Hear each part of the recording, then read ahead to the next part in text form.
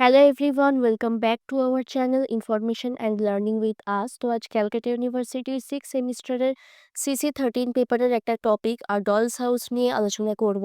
আর dolls house থেকে তোমাদের এবারের পরীক্ষার জন্য যে কোয়েশ্চেনগুলো মোস্ট ইম্পর্টেন্ট তোমরা একবার দেখে নাও। তো first question, consider dolls house as a problem play. এটা এবারে তোমাদের পরীক্ষার জন্য মোস্ট ইম্পর্টেন্ট একটা কোয়েশ্চেন। এর সাথে অরে যে কোয়েশ্চেনগুলো করতে হবে একবার দেখে নাও। Is a doll's house is a play about the rights of women, or দিয়ে discuss the theme of marriage as presented by Ibsen in a doll's house. Second question, describe the character of Nora Helmer, or দিয়ে critically comment on gender roles in Ibsen's A Doll's House। তো এই দুটো question যদি তোমরা করো তাহলে এর মধ্যে একটা অবশ্যই কমন পেয়ে যাবে। এর সাথে সাথে থার্ড একটা কোয়েশ্চেন করে রাখো, comment on the ending of Ibsen's a doll's house.